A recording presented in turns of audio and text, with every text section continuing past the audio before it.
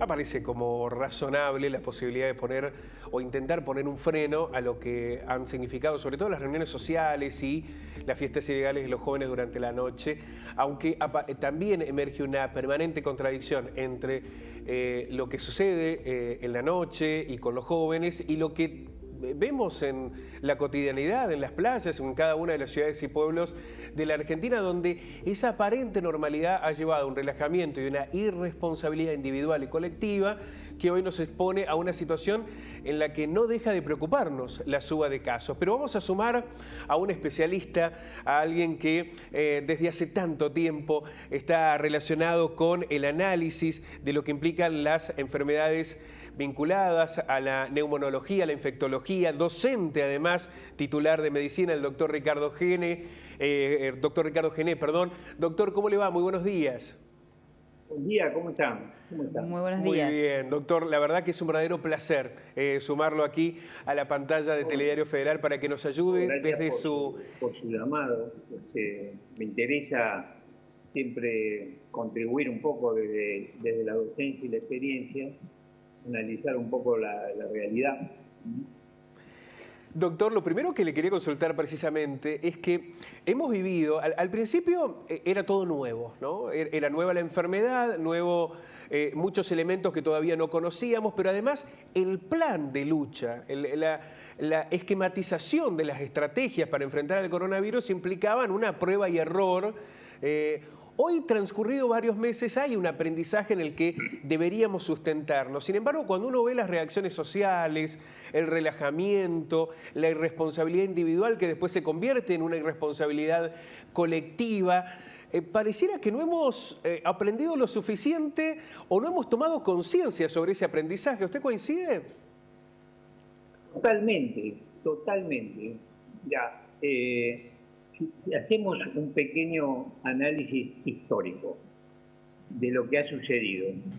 Llegó el virus a Europa después de una experiencia inicial en China, obviamente, donde se hicieron medidas restrictivas muy importantes que controlaron la enfermedad. Cuando llegó el virus a Europa, Italia, España, los toma de sorpresa, no previeron lo que podía pasar, y en ese estado de indefensión el resultado fue desastroso. En la cantidad de infectados, la cantidad de muertos y en la demostración cotidiana de la incapacidad de los servicios de salud para atender a la cantidad de enfermos que se presentaron. Nosotros, viviendo en el sur y lejos, tuvimos la oportunidad de aprender.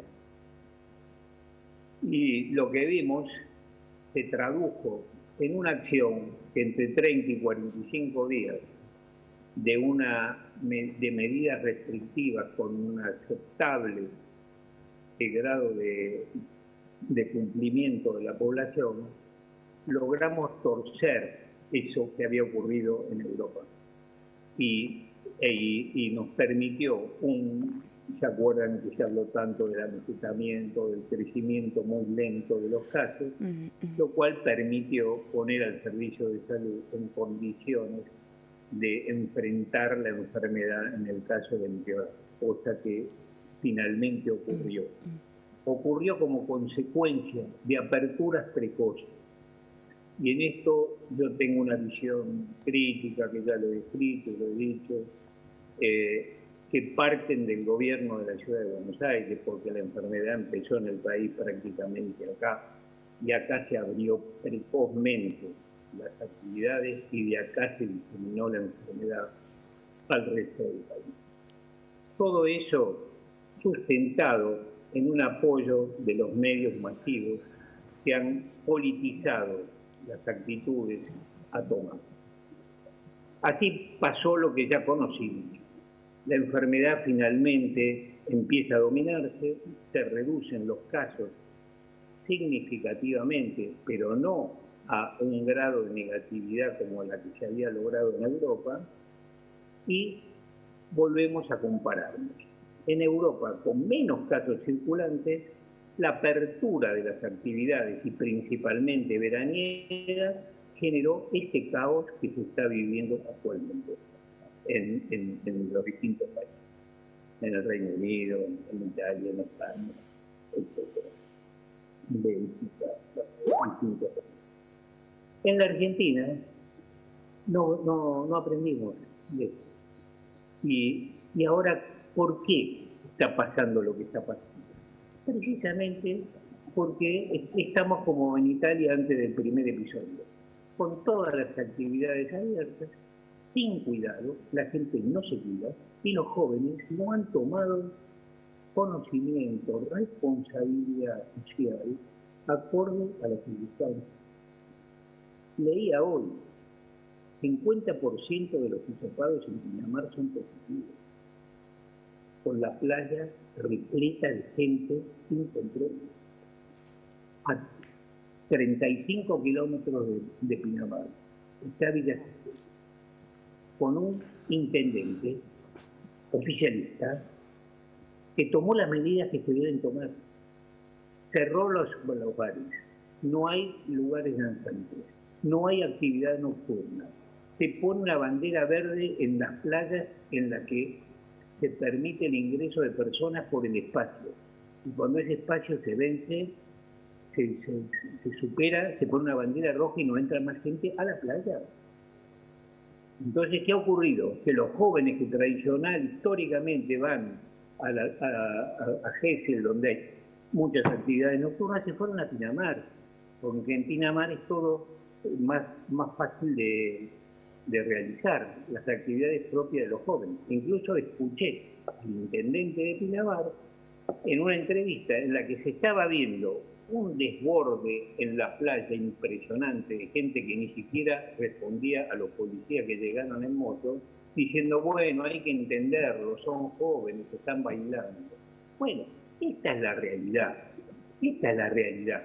Y entonces, en la ciudad de Buenos Aires, hoy en día, tenemos el 14% de los muertos de la última semana. Con 3 millones de habitantes, tenemos el 14% de los muertos de la última semana. Entonces yo ayer caminé 20 minutos por una avenida acá en Belgrano y me crucé con 35 personas que usaban bien el barbijo, 22 que tenían la nariz afuera y 15 que no tenían barbijo. Entonces, en este estado, el futuro inmediato es Europa, es Estados Unidos.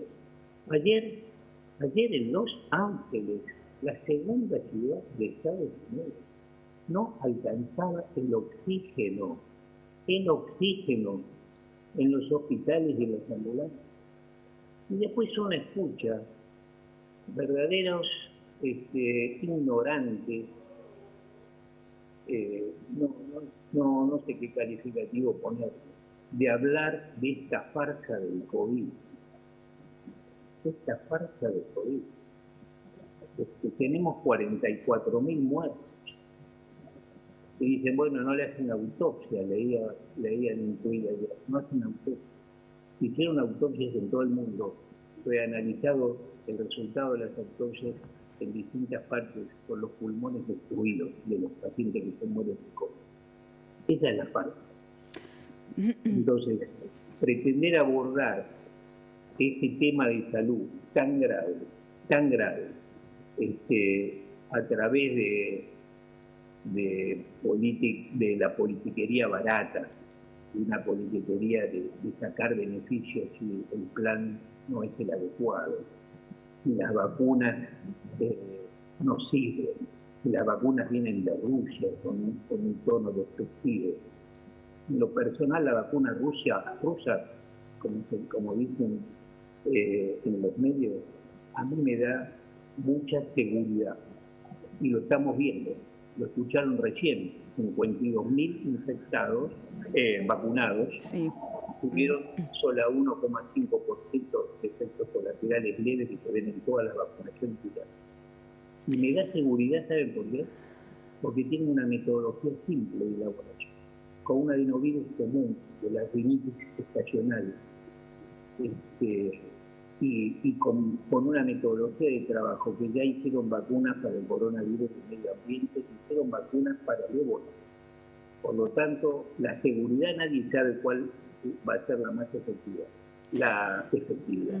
Pero la seguridad, yo estoy muy tranquilo con la seguridad que ofrece la vacuna preventiva. Doctor, estoy esperando ansioso que me inviten a vacunación. Mucha gente, mucha gente. Nosotros Doctor, también. A esta altura los gobernadores tienen ahora la autonomía y la facultad de disponer nuevas medidas sanitarias. Así se ha manejado toda la gestión sanitaria desde inicios de la pandemia. Ayer hubo un encuentro con el presidente Alberto Fernández. Hablábamos recién de la situación en las playas, en los lugares turísticos, pero también la preocupación está puesta en las fiestas clandestinas, en estas fiestas ilegales que se dan en los pueblos, en las ciudades que no necesariamente son turísticos. Si usted fuera asesor de esos gobernadores, ¿les recomendaría que desplieguen medidas restrictivas ya a esta altura o cómo manejaría esa situación? Bueno, fíjense, si sacamos una conclusión de mi comentario anterior, ¿qué quiere decir? ¿Qué fue lo que dominó hasta el momento parcialmente la epidemia? Las medidas de control. La cuarentena, el distanciamiento, el uso adecuado de barbijos, el lavado de las manos, todo eso es lo que se ha perdido. Entonces, si pretendemos ignorar lo que la realidad del mundo y nuestra experiencia de marzo a abril y de lo que fue en agosto su pico y después el descenso por agotamiento parcial de la infectividad, y esta realidad, se relajan los controles, se junta la gente, se hacen fiestas, se pasaron la fiesta de fin de año, de Navidad, y nos juntamos en la playa a bailar y a los lugares nocturnos, y estamos viendo lo que está pasando. Entonces, no cabe duda de que es imprescindible tomar acciones que sean restrictivas y volver un poco atrás. ¿Qué ocurre? Y con este ambiente politizado, y están los que proponen, los que niegan la epidemia, los que le restan trascendencia al coronavirus y los que hablan mal de las vacunas, no altera el ánimo de los ranos, como se ven acá. Y lo que tienen que tomar las otras opiniones restrictivas es el oficialismo responsable de todas las medidas sanitarias del país. Entonces tomamos las medidas antipáticas, necesarias e imprescindibles. El que no quiera ver la realidad apoya el dicho de que no hay peor ciego que el que no quiere ver. Doctor, quizás impresionados por la situación social y económica, en algún momento se dejó de tomar como referencia el aumento de casos para comenzar a evaluar la capacidad de respuesta del sistema sanitario. Entonces hubo muchos mensajes que indicaban, no importa que aumenten tanto los casos, sino cuánto de las camas de terapia tenemos ocupada o qué capacidad. Lo que nos empezó a llevar o a arrastrar a trabajar con la urgencia, ¿no? Con el extremo, porque cuando ya se desbordan los sistemas sanitarios, cuando no tenés mayor capacidad de enfrentar. Digo porque ha habido muchos ejemplos de ciudades o provincias que recién tomaron medidas restrictivas cuando el sistema sanitario estaba al borde del colapso y no lo hicieron antes cuando veían que aumentaban los casos. ¿No hay temor de que volvamos a cometer el mismo error? Sí, exactamente, porque fíjese, si uno se equivoca en la herramienta, interpreta mal los resultados. La herramienta útil no es el número de camas libres. Afortunadamente, en el peor distrito, yo escribí el 2 de abril un artículo donde sí, no, evitar esta terrible situación de decir a no lo mando a terapia intensiva porque no tengo cama. Bueno, lo que interesa no es solamente el número de camas cuando vamos siguiendo los hechos. Lo que nos interesa es el número de infectados también, porque a mayor número de infectados hay mayor número de muertos, hay mayor número de enfermos que van a terapia intensiva. Entonces, esto que estamos viendo, 14.000 infectados en promedio en la última semana, eso es un marcador de la gravedad. Habíamos tenido 3.000, ahora tenemos 14.000. ¿eh? Esto es lo que va a marcar lo que viene, porque los que se infectaron ahora, 1 o 2% de esos se van a morir dentro de 7, 15, 20 días. Entonces, si contamos con que tenemos 40% de las camas libres, pensamos que estamos bien, estamos equivocados, porque dentro de 15 días no las vamos a tener y se va a seguir muriendo gente que se podría evitar.